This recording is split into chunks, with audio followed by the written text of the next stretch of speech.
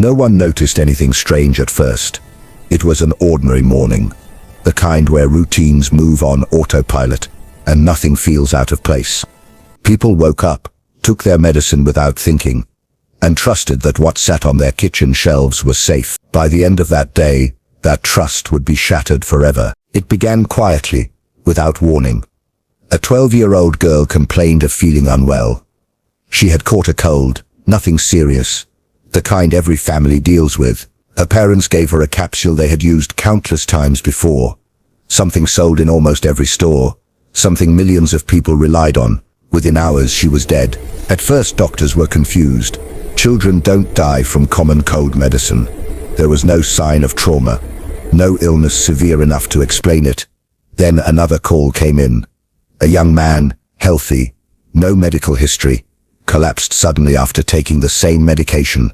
He was pronounced dead shortly after arriving at the hospital. That was when fear started to spread, but no one yet understood why. Within the next few hours, more people died. Different ages, different neighborhoods, different families. The only thing they had in common was a small capsule taken for minor pain. The city of Chicago was about to become the center of one of the most terrifying crime cases in modern history. Emergency rooms filled with panic. Doctors compared notes. Police were notified. Toxicology tests began. And what they found was beyond shocking. The capsules were laced with potassium cyanide, a fast-acting poison so deadly that even a tiny amount could kill within minutes. This wasn't an accident. It wasn't a manufacturing mistake. Someone had deliberately poisoned consumer products and placed them back on store shelves. By the time authorities realized what was happening, 7 people were already dead. The realization hit hard. Anyone could be next. Anyone who had that bottle in their home was suddenly at risk. The danger wasn't locked behind closed doors or hidden in dark alleys. It was sitting in medicine cabinets, on nightstands, in purses, completely invisible. Police scrambled to understand how this had happened. Investigators quickly ruled out the factory. The capsules were intact when they left production.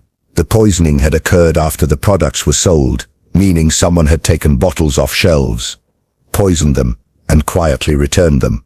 That detail changed everything. This was no random act. It required planning, patience, and a chilling level of confidence. The killer didn't need to see their victims. They didn't need to break into homes. All they had to do was wait. The city went into lockdown mode. Stores pulled the product from shelves nationwide. News anchors warned viewers not to take any capsules at all. People dumped bottles into trash bags, unsure if what they had could kill them. Parents checked on their children repeatedly through the night. Ambulance sirens echoed non-stop. Fear traveled faster than any official announcement. Meanwhile, investigators faced an impossible problem.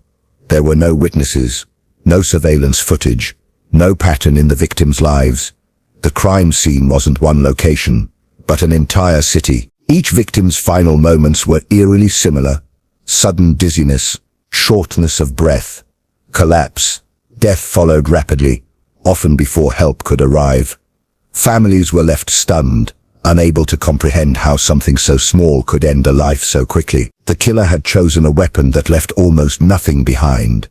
Cyanide acts fast and disappears quickly in the body. Without knowing what to look for, many of the early deaths could have been dismissed as natural causes. If the pattern hadn't emerged when it did, the death toll could have been far higher. The case became a race against time. Every unopened bottle was a potential weapon. Every delay risked another life. Authorities issued nationwide warnings, something rarely done at that scale. The public watched in disbelief as a simple household product was treated like a deadly threat. Then came the letter. A message arrived, claiming responsibility for the poisonings. The writer demanded money and threatened more deaths if their demands were not met. It was signed with a false name, cold and taunting. Investigators immediately questioned whether the letter was genuine or just someone seeking attention amid the chaos. Still, the letter introduced a terrifying possibility. The killer wasn't finished. As investigators dug deeper, the list of suspects grew, then collapsed. There was no clear motive, no personal connection between the victims, no evidence tying the crime to any specific individual. The killer had effectively erased themselves from the act. Every lead hit a wall. What made the case even more disturbing was how ordinary everything looked. The bottles appeared untouched. The seals didn't raise suspicion. Nothing about them screamed danger. That was the point. The killer relied on normal. The investigation slowly uncovered a version of Daniel's life that almost no one had seen. On the surface he was dependable and predictable, but beneath that routine was a carefully hidden pattern of control. Detectives learned that Daniel had installed tracking software on Laura's phone months before her disappearance. He claimed it was for safety, something couples did for peace of mind. But the data showed something darker. He checked her location dozens of times a day. When she was late leaving work or stopped somewhere unexpected, messages would appear on her phone within minutes, questioning her movements. Friends later told police that Laura had become increasingly anxious in the final year of her life. She avoided social gatherings, stopped posting on social media, and often made excuses to leave early. One co-worker recalled Laura once saying, half joking and half afraid, "It's easier to go straight home than explain why I didn't." At the time, no one realized how literal that statement was. The turning point in the case came from a small, almost overlooked detail.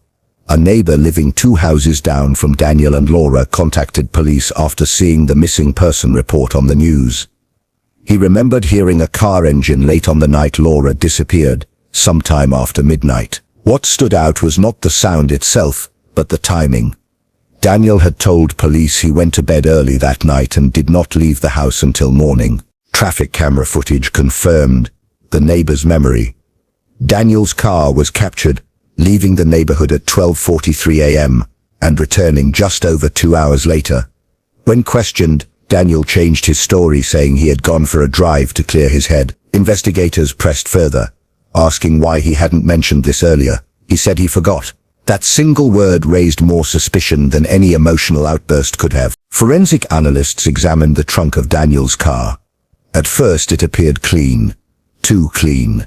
The lining had been recently replaced, and the bolts securing it showed signs of being removed and tightened again. Beneath the new lining, investigators found traces of soil and plant matter that did not match the environment around Daniel's home. A forensic botanist identified the soil as coming from a wooded area near an abandoned quarry about 40 miles away. Search teams were sent to the location. After 2 days of combing through uneven terrain, they found disturbed ground near a cluster of trees. Beneath the surface, wrapped in a tarp, was Laura's body. There were no signs of a struggle at the site, suggesting she had already been unconscious or deceased when she was brought there. The autopsy revealed that Laura had died from blunt force trauma to the head. The injury was consistent with a heavy household object. Toxicology reports showed no drugs or alcohol in her system. The medical examiner estimated her time of death to be late evening, just hours before Daniel's car was seen leaving the neighborhood. Confronted with the evidence, Daniel maintained his innocence. He said Laura must have left the house on her own and encountered someone else. He suggested robbery, then later hinted at an unknown person from her workplace. Each explanation contradicted the last. Investigators noticed that every version of his story shared one common theme. Daniel was always the last person to see Laura alive, yet somehow knew nothing about what happened next. The trial drew national attention, not because of dramatic courtroom scenes, but because of how ordinary everything seemed. Photos of Daniel and Laura were shown to the jury, smiling on vacations, standing together at family gatherings, appearing like any other couple. Prosecutors focused on control rather than rage. They presented messages Daniel had sent Laura in the months before her death, filled with subtle accusations and demands disguised as concern. One message stood out. It read, "If you would just listen, none of this would be so hard." Prosecutors argued that this sentence revealed Daniel's mindset. Laura was not seen as an independent person, but as someone who existed to follow his rules. When Daniel took the stand, he spoke calmly and carefully. He described himself as a loving partner who had been misunderstood. He claimed the tracking app was mutual, the arguments were normal, and the evidence was coincidence. But under cross-examination, small cracks began to appear. He struggled to explain why he replaced the trunk lining days after Laura vanished. He could not explain why his phone was turned off during the exact window when prosecutors said the crime occurred. The jury deliberated for 3 days. When they returned, the courtroom was silent. Daniel was found guilty of second-degree murder. He showed little reaction as the verdict was read, only blinking slowly as if absorbing a minor inconvenience rather than a life-altering judgment. At sentencing, Laura's family spoke about the quiet ways her life had been shrinking long before it ended. They talked about missed opportunities, unanswered calls, and moments when they sensed something was wrong, but didn't know how to name it. The judge sentenced Daniel to 40 years in prison, stating that the crime was not an accident or a momentary loss of control, but the result of long-term emotional domination. Years later, the case is often discussed, not for its brutality, but for its warning. There were no obvious signs, no public arguments, no cries for help that reached the outside world in time. It was a crime hidden behind routine, politeness, and the illusion of normal life. Laura's story serves as a reminder that danger does not always announce itself loudly. Sometimes it speaks softly, hides in everyday habits, and waits for the moment when no one is watching. And by the time the truth comes to light, it is often far too late.